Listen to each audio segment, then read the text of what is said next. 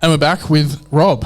Welcome to the show. Hello. We've had you on the show like Hello. over a year ago now, I think. In the early days, we talked about IVF on the Oh, Zoom. yeah, but that was done like virtually or something. Wasn't Yeah, it? so it feels like a whole lifetime. was ago, awful.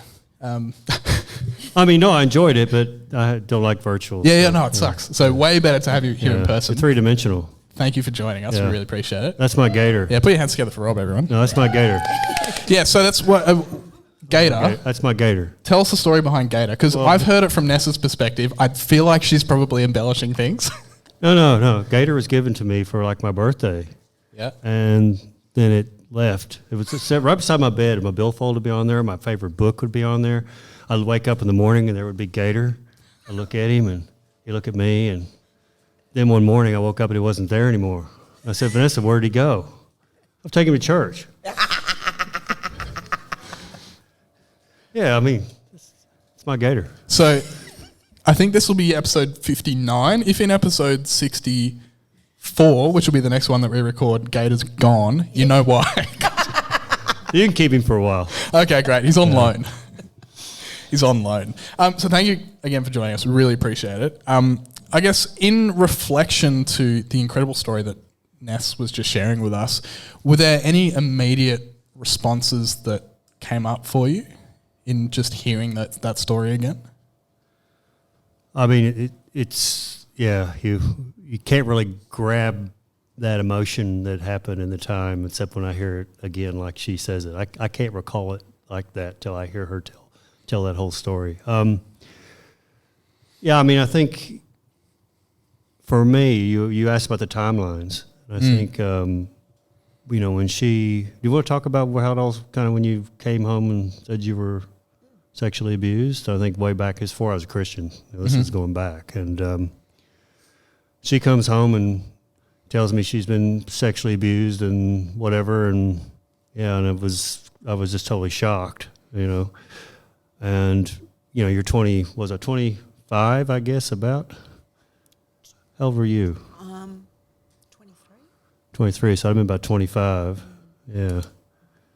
And so she comes home and says that, and I mean, it's kind of embarrassed to talk about now, but I'm going to lay it out there, because 25-year-old young man, married, right? You got love her to death, but, sex was an important part of our marriage, right? And, I'm very ashamed of this now, but just in the context of time, she comes in and tells me that I'm going to quit drinking.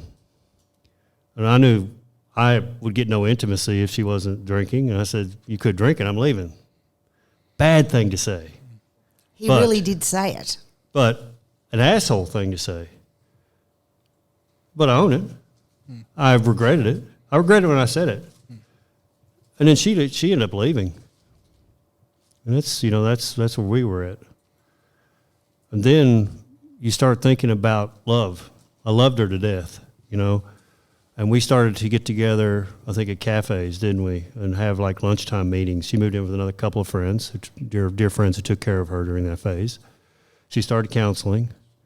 And then we started to meet at lunch, and she started talking about the counseling. And then me, the 25-year-old rockhead who couldn't grasp this big world and the things that go wrong in it, began to understand her abuse and her pain. And that love that I mentioned is what I think kept us together through that stage. Every time I'd meet with her every week, we'd have lunch or whatever, I would see her getting a little bit better, or she'd share about her experiences. I began to learn about where she was, the pain she was in.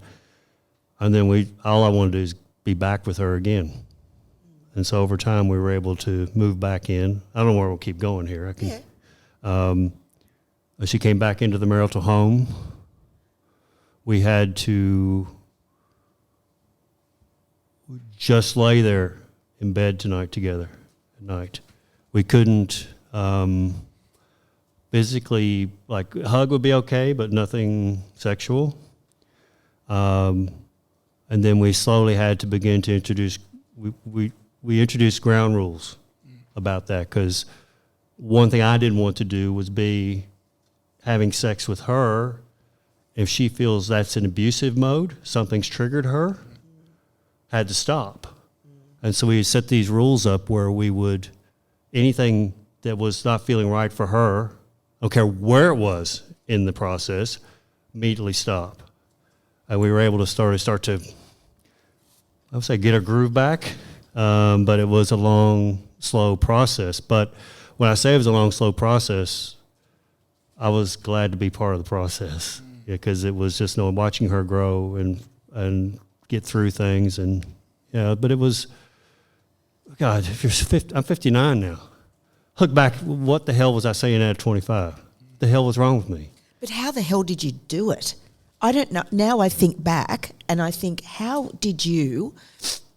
I can see us laying in that bed at Schofield's, in our first little home, and it must have been absolutely horrible, Rob. And you'd just stop wherever we were in the process.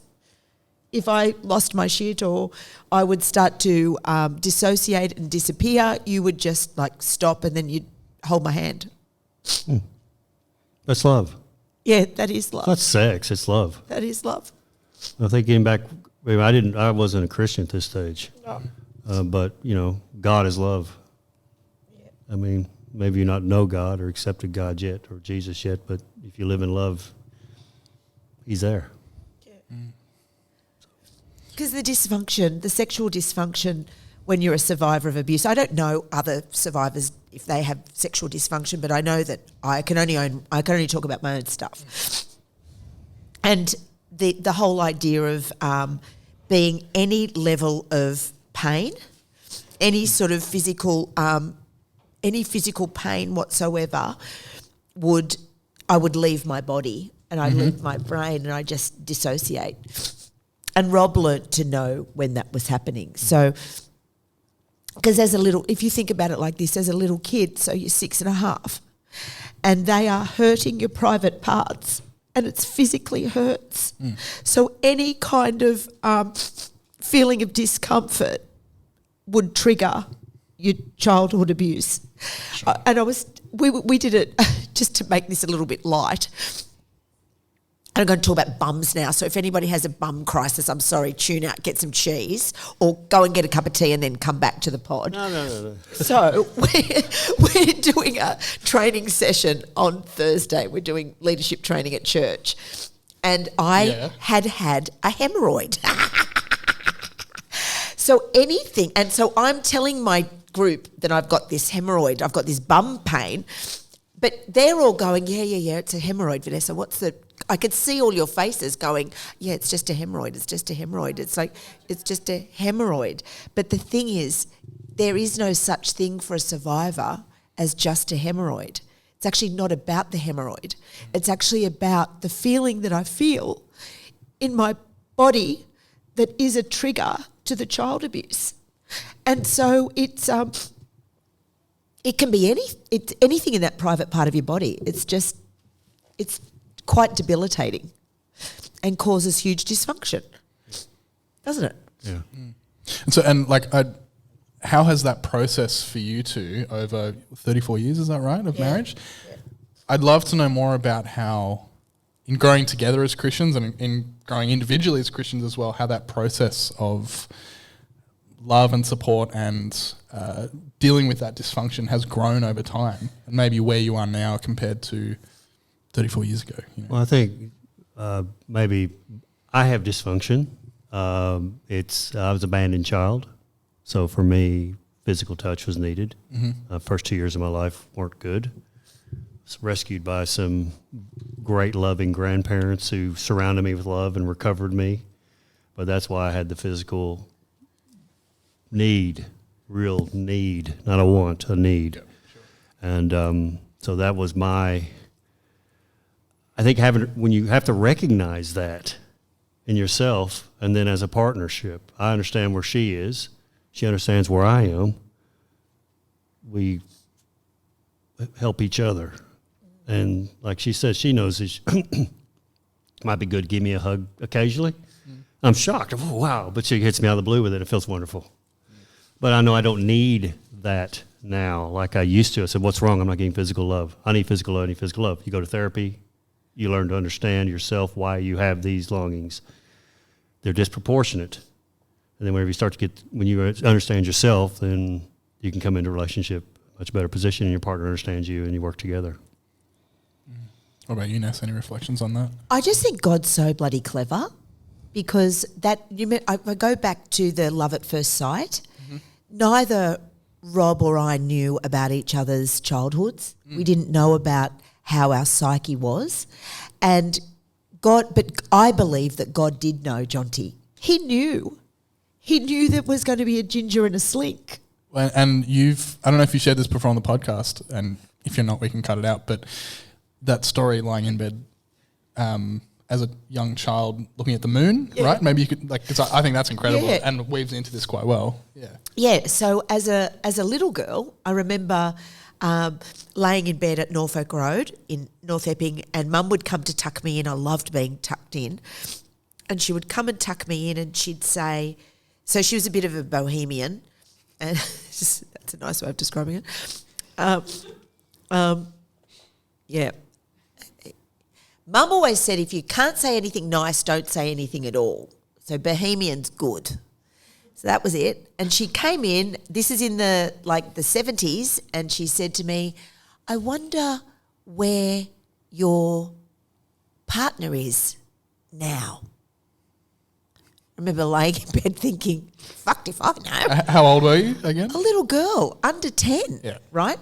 And I remember looking outside outside, I had a blind that went up, and I was laying in my bed and I'm looking up, and the stars and the moon were out there, and it's night time, and I said, Mum, he is on the other side of the world, and I think he's getting up for school now. And she said, well, it could be a she. And I said, but Mum, Natalie's down in Epping. I know where she is tonight. I didn't know what Mum meant when she meant a she. My bestie was a girl, and Nat was at Epping. I didn't know about that then. But Mum did, and Mum wanted me to know. And this is the 70s. I can understand mums and dads having that conversation in this era, potentially, but I was pretty out there. So I think that's God knew, and I was being primed, I think, probably by God then. I didn't even have a relationship with God.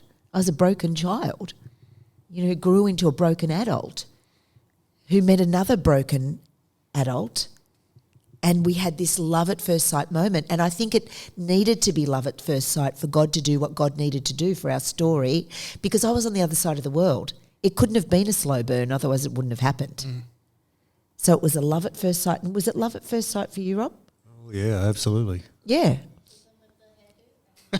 Oh, man. He loved the hairdo, Rach. Yeah, I love the hairdo. I love 80s Bring big it back. hair. They need to bring it back. Let me tell you. So I guess to wrap up this formal part of the podcast, I guess closing questions for both of you is the name of this show is Filthy Hope. For you now, having gone through that journey together and all the twists and turns along that journey for the two of you and individually, where do you find the hope moving forward in your marriage, in your relationship, and in your, not even just your relationship between the two of you, but in the relationships you have with your families, all those four different definitions of what love is. Where do you find the filthy hope, the love despite, and the hope despite all of that stuff? Well, I think, what's the word I want to use? I can say bad things here, can't I? You can say anything you want, Rob. God spins shit into gold. Yes. Is that as bad as it's going to get? As bad as it's going to get. Okay, you did really well. But what I've seen, I mean, my story's not a good one. I've done some bad things. I got up and talked in front of congregations about my behavior.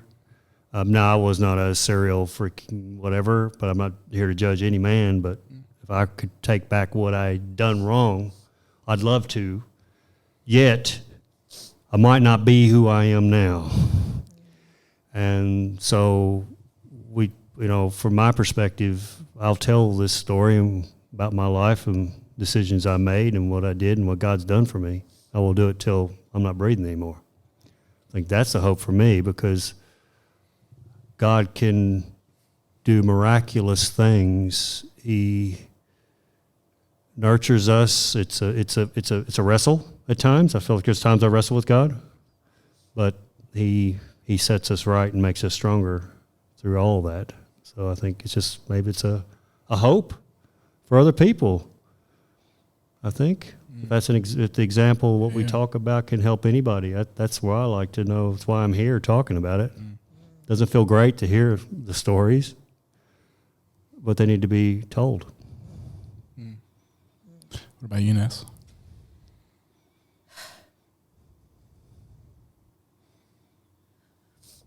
I think much like Rob, that the hope is in the storytelling. It's also in the salvation, the forgiveness, and the process of sanctification. And that is that whole idea, that Jesus-y language, that we continue to be formed and grow and become more like Christ as we dive deeper into our relationship with God. And I think that's where I see the hope. I see that. I see there's great hope in that. I mean, our marriage is unshakable now. It's totally unshakable. There's no human I want to shag other than Rob on any planet. You know, just couldn't be bothered. Don't even want to hold their hand. Don't want anyone else seeing my hemorrhoid. There's no way, mate. That's love. What's love got to do with it? That's right. I think that's where I find the hope. I find it completely in God. And Rob and I, our relationship is formed in our relationship with the Spirit, and it's what we talk about. That's the language in our home. And even before I was a minister, it was the language in our home. So it's not just because I do ministry; it's just how we have now been formed as a couple. Yeah, I think there's hope in the era we live in. You know, we're not hiding behind facades. Yeah. Now I look at people that have been married a long time, I'm thinking, what shit have they been through, man? Look at those two. But boy, there's going to be some stories. Yeah. And I think that's hope. I think somebody in a marriage problem doesn't have to hide. There's nothing wrong here. No. It's bad. It's unfortunate. It's just not good where you're at. There's nothing wrong here. It's not unusual. And I think if we all can accept that and talk about it and seek help from the right people, we're in a culture unlike ever before, where people can be kind of healed, free to work in it and work on it. Yeah, and there is, I think if there's any couples out there listening, there's hope in the healing of the relationship. You two can build the bricks, add the mortar, do the hard work, because it's hard work, but you can do it. And I think it's really worth it. You could trade it in. I could have traded Rob in. Rob could have traded me in. And we could have been on to, second or third partners. If you don't deal with the dysfunction, you are going to operate dysfunctionally, aren't you? Yeah. There's a nice analogy, I think. That's why the one thing I didn't mention. Vanessa was talking about the bricks, and then you were talking about the mortar. When we disclosed our infidelities and we started that re-healing process, God gave me the vision. And I said, Vanessa, God wants our old house torn down. Flatten it. Take that, stand upon the rock of God, take the bricks, we'll take them, both of us, each brick, my hand, her hand on it, we lay it. And then we put the next one, and we built that house back, bigger, better, on the bedrock of God. And that's kind of, that's the perfect analogy. But God told us that. You are so hot. I love you. You're just so lovely. Will you hug me? Yeah. I might do it with you tonight. I'll do the laundry. Laundry. We better not put that bit in. Yeah, that's getting Hey, what's it? What if I do the laundry and put it in the dryer? Yeah, you're on, brother. That's foreplay. Woo! And feed the cats. But not the dog. Okay. Well, thank you so much for being so open and honest. Yeah, give him a round of applause, everyone.